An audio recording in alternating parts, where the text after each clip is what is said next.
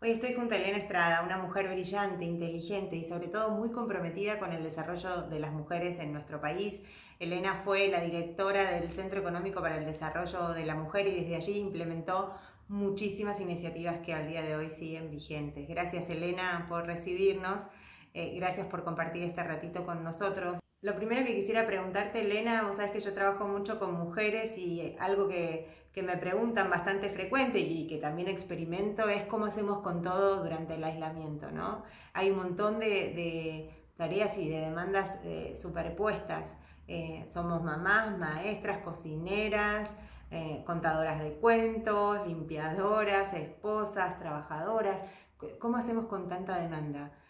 Creo que las mujeres hoy estamos siendo muy exigidas por el aislamiento. ¿Cuál es tu opinión sobre esto? Hola, Guada. Bueno, muchas gracias por convocarme para responder algunas de tus preguntas. Espero que puedan sumar para muchas. Bueno, sobre el momento actual. Creo que una cosa que nos puede dar mucha ansiedad es hacer una regla de tres simple rápida. ¿Qué quiero decir con esto? El estado de cuarentena es excepcional y es limitado. No sabemos cuánto será, puede ser más tiempo del que llevamos ahora, pero definitivamente no va a ser permanente. Entonces, en tu pregunta nota, como en muchas mujeres les pasa, y es normal que están en un momento que no le alcanzan los tiempos, que no les alcanzan los horarios, pero sepamos que eso es excepcional, es de ahora y no significa que de ahora en más va a ser así. Eh, Dicho esto, creo que en el tiempo anterior al coronavirus, muchas de nosotras trabajamos mucho en visibilizar todo ese trabajo de cuidado, las famosas tareas de cuidado no remuneradas que hacíamos muchas mujeres. Cuidar a los chicos, ayudar en su educación, las tareas de limpieza, organizar la casa, etcétera. Y a veces era muy difícil para hombres que no lo vivían, que no lo veían, que no lo sentían, clasificar eso como un verdadero trabajo. Creo que para cientos de miles, si no millones de varones, van a tener después de esta etapa una cercanía y una visualización de esas tareas de cuidado no remuneradas que son realmente trabajo, es trabajo no remunerado.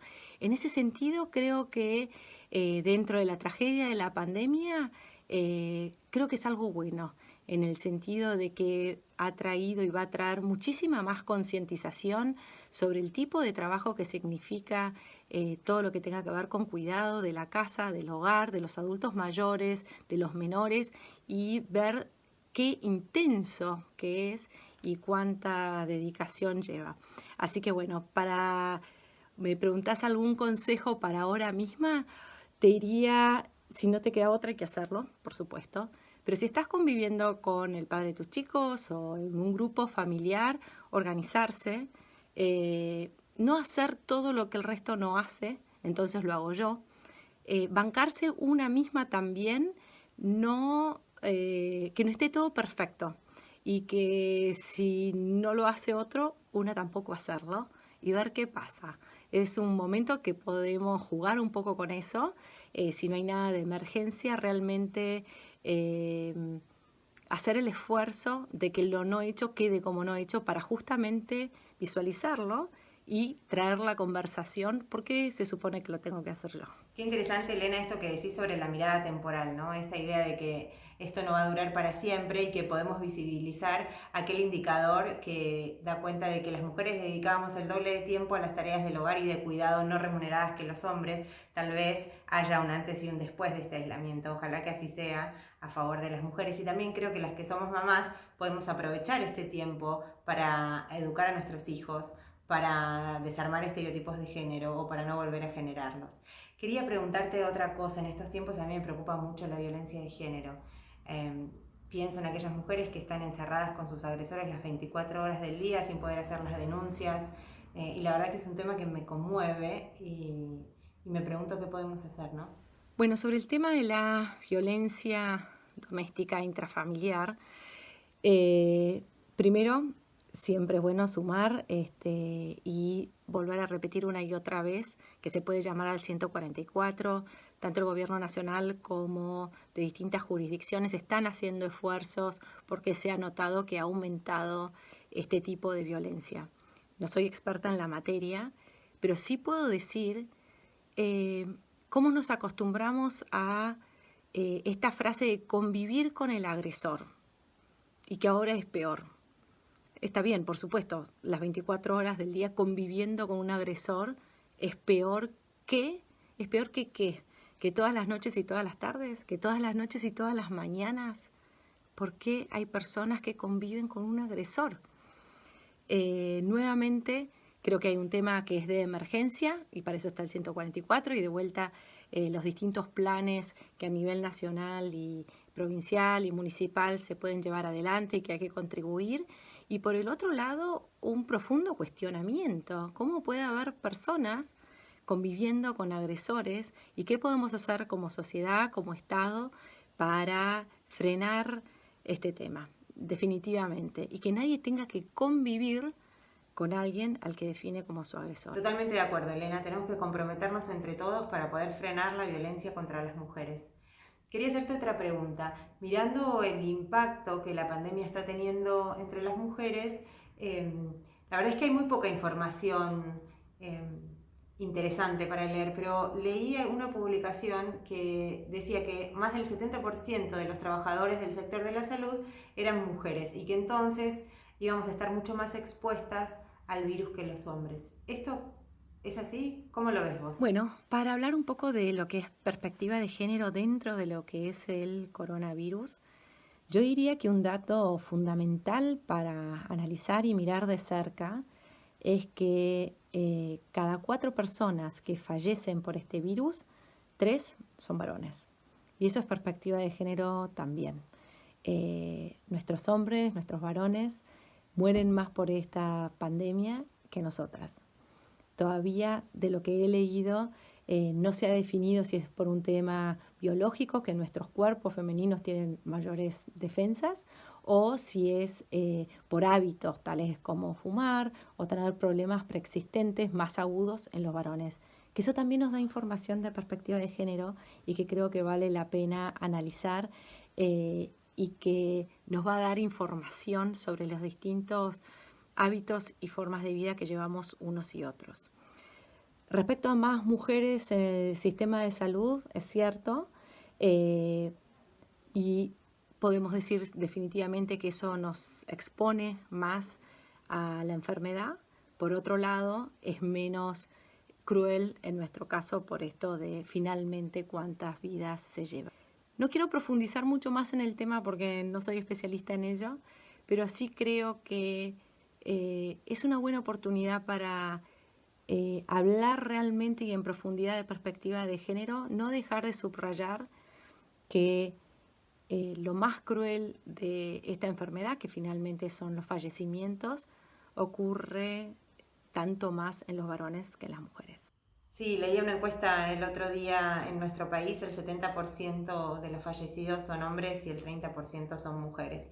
Es muy importante que nos cuidemos entre todos para frenar el impacto que está teniendo este virus. Otra información importante que surgió en estos días respecto del impacto del liderazgo femenino en el COVID-19 fue un artículo de la revista Forbes, no sé si lo pudiste ver, que decía que los países que están liderados por mujeres o aquellos países en los que toda la iniciativa y el plan y la estrategia para hacerle frente a la pandemia estaba a cargo de una mujer, estaban teniendo mejores resultados. ¿Qué opinas acerca de esto? Sí, pude leer el artículo de Forbes y que salió reproducido en varios medios masivos de comunicación y creo que eso sí va a marcar mucho respecto al liderazgo de las mujeres a futuro, no solamente en política, sino para las corporaciones grandes, medianas y chicas también.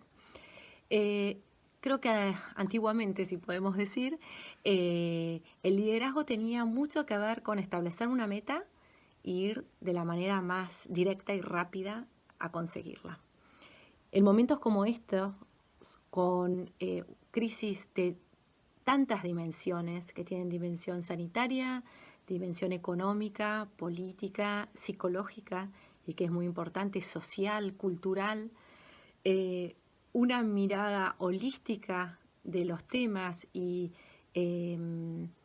poniendo muchos elementos a la vez en la toma de decisiones y estar dispuesto a cambiar de rumbo, tomando riesgos en el camino, es muy favorable.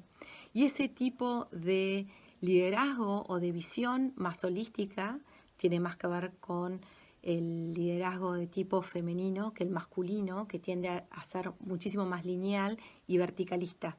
Y que una vez que se toma una decisión se continúa sí o sí. Creo que en ese sentido esta experiencia que nos están dejando estas mujeres ejemplares en cómo lo llevan, en su modo de comunicación también hacia su población y cómo observan y se acercan a estos temas con datos duros y con un acercamiento humano también.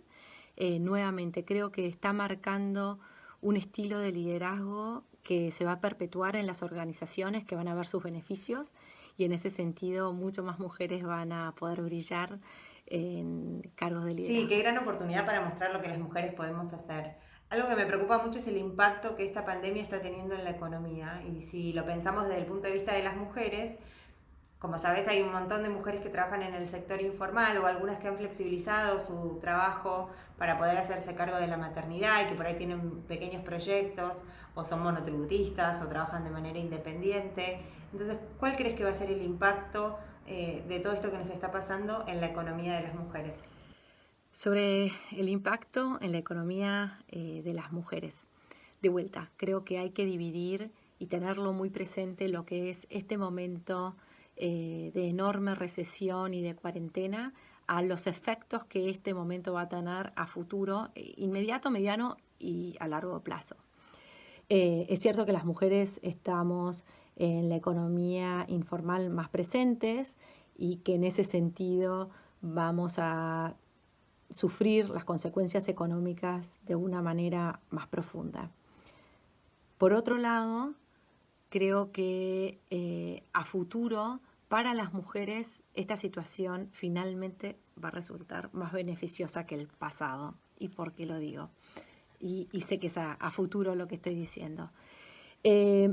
Creo que los beneficios del trabajo a distancia lo están viendo muchas organizaciones y muchas personas. Si bien tienen contras, porque en este momento los chicos no tienen un espacio fuera de la casa donde educarse o donde estar, ese tema se va a resolver y entonces quedan los beneficios de organizarse desde la casa. También para las empresas, bajar los costos de tener oficinas, etcétera, y organizarse de una manera virtual tiene muchísimas ventajas. Para las mujeres en particular, creo que la generalización del trabajo a distancia tiene enormes beneficios. Primero porque ese trabajo a distancia no va a ser solo para las mujeres o requerido para las mujeres como un equilibrio con su maternidad, sino para muchos varones.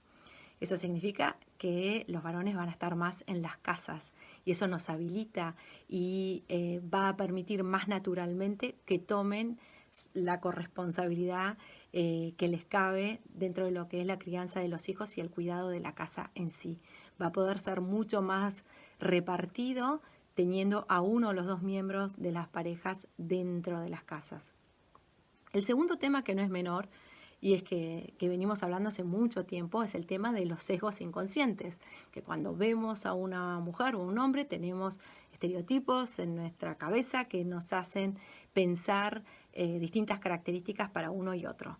Bueno, el trabajo a distancia, donde se mide muchísimo más el resultado objetivo y abstracto, independientemente de quién lo haya hecho, beneficia a las mujeres definitivamente. Las mujeres somos muy cumplidoras en nuestros tiempos, somos muy prolijas en entregar las cosas en tiempo y forma, completas. Nos preocupa mucho ese tema de hacerlo muy bien antes de entregar un trabajo.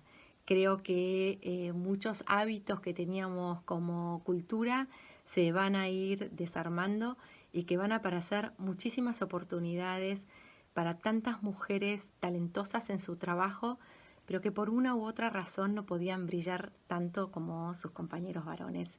y creo que las nuevas modalidades de trabajo nos van a dar enormes ventajas o por lo menos situación de igualdad en ese sentido. Gracias, Elena. Siempre con una mirada optimista, por eso necesitábamos hablar con vos. No puedo, de hecho, estar hablando con vos y no preguntarte por qué la equidad de género es un buen negocio. Porque es un buen negocio contratar a mujeres. Creo que hoy por hoy cualquier empresa o organización que tenga vocación de permanencia en el mercado no puede darse el lujo de no contar con mujeres y diversidad. Diversidad en edades, diversidad en origen, en religión, diversidad en género. ¿Y por qué digo que no se pueden dar el lujo? Creo que esta pandemia que nos ha sorprendido nos muestra cuán frágil son los estadios estables y que para salir de esas situaciones que se pueden dar tan rápidamente de un momento para el otro, necesitamos que en la mesa de conversación y de toma de decisiones haya distintos puntos de vista, porque se tienen que entablar caminos nunca antes recorridos. Entonces, para soluciones creativas y para la creatividad, en ese sentido más pura, tener mentes muy parecidas con las mismas experiencias vividas, como puede tener un grupo de todos hombres o un grupo de todas edades o de mismo origen o nacionalidad incluso, limita la capacidad de conversaciones más ricas y se puede tener el riesgo de tener puntos ciegos. Ninguno de la mesa sufrió una limitación económica, si ninguno de la mesa padeció problemas migratorios. Son vivencias que quedan fuera de la mesa de discusión y en un momento y en un futuro donde el mundo cada vez está más globalizado, las empresas no pueden darse el lujo de no tener esas expresiones y esas experiencias sobre la mesa. No sé si se llega a entender, pero hoy por hoy, más que preguntarnos por qué tener mujeres en cargos de decisión es un buen negocio, creo que hay que ir por la inversa, y es decir, nadie se va a poder dar el gusto de no contar con diversidad para poder competir en el mundo que viene. Sí, totalmente. Necesitamos empresas más diversas para poder generar proyectos, servicios y productos más diversos y poder atender una mayor cantidad de clientes y de consumidores y así poder ampliar el negocio para todos. ¿Qué le quisieras decir a las mujeres? Un último mensaje. Dicho todo esto y para cerrar, y vuelvo a agradecerte la oportunidad, creo que hay muchas mujeres que están sobretensionadas en este momento por el momento mismo, está justificado. Vuelvo a pasar el tip, si se quiere, de no hacer todo y bancarse que los platos queden sin lavar y ver qué pasa a la mañana y traer a la mesa la discusión seria, ¿por qué tengo que ser yo quien los lave? Y cuestionar todo. Es un buen momento para ese tipo de conversaciones. Y creo que a futuro nuevamente nos esperan cosas buenas. Fue una manera rara y fortuita, pero realmente soy muy, muy optimista en los avances en cuanto al equilibrio de lo familiar y laboral para mujeres y para varones y la división de las tareas de cuidado no remuneradas. Espero que haya ayudado esto, Guada, y te mando un beso enorme a vos y todas las que puedan estar escuchando. Gracias, Elena, gracias de verdad. Es siempre un placer hablar con vos, una mujer inteligente, brillante y muy comprometida con transformar la realidad de las mujeres en nuestro país. Como decimos siempre, no se trata de una pelea entre hombres y mujeres, sino de construir entre todos un mundo con mayores oportunidades.